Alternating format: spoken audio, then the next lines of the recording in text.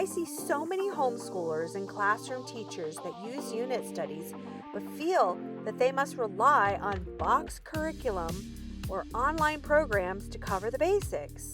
You know what I think? I think that's a big hunk of dungaroo and totally unnecessary mindset gridlock stuff left over from the mainstream education's mindset, and I'm calling it out. We can all stand to shed that myth, and now I can help you do that. Let's talk about this elephant in the room coming up.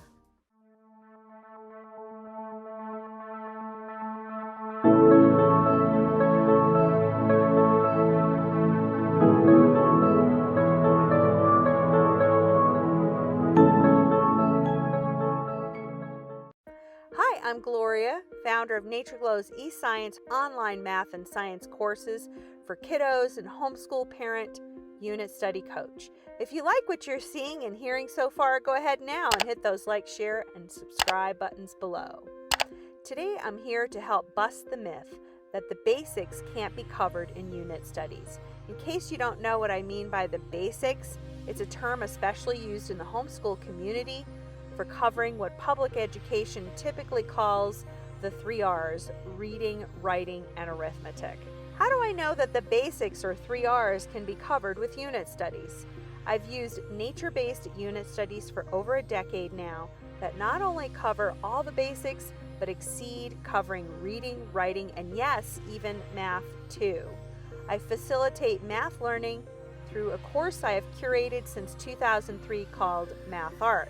It is totally possible to cover all the basics in a child's topic that they're totally obsessed with so that they can spend all day to their heart's content studying Spiderman if they want. I mean, that's Superman. Yeah, this guy. How can you cover the basics in your homeschool unit studies? By mixing in other relaxed homeschool styles such as wild schooling math, game schooling math, all the while your child can be Spider-Man covering their language arts by reading about Spider-Man. I don't understand what all the fuss is about not being able to cover reading and writing skills through unit studies that are child delight-led and chosen by the child.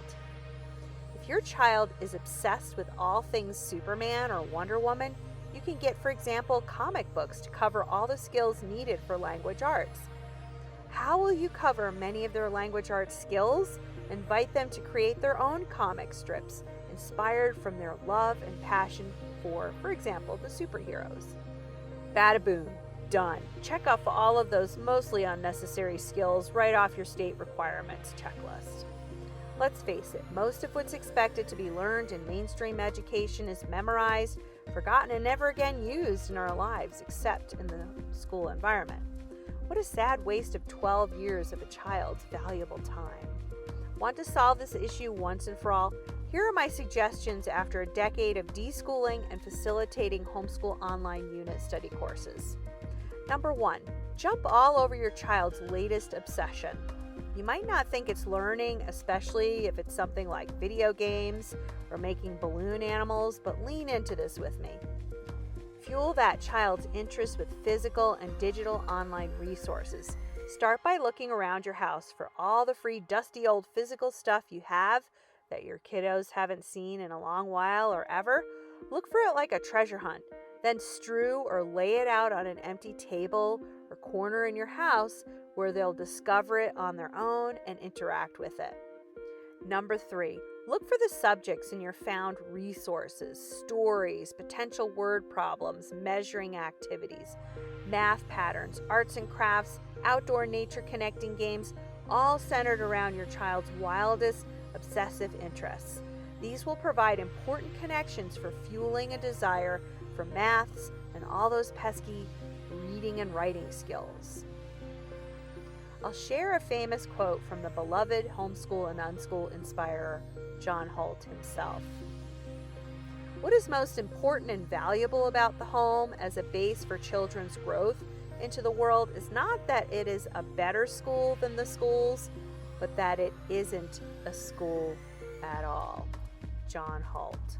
Don't be afraid to leave the myth behind that the basics have to be covered in a schoolish way, because they really don't. In fact, you'll get a heck of a lot less pushback from your child if you breathe and allow the basics to be covered in your child's chosen interests. There you go. Does this resonate with you? Do you feel confident now that you could completely follow your child's learning obsessions without dragging them through compulsory curriculum while still covering your basics? Share away in the comments below. Hit those like, share, subscribe buttons below and check out the next relevant homeschool video that pops up here. Want a super simple template to create your next unit study? Grab my free unit study planner, one-page template in the description below, and I'll see you in the next video.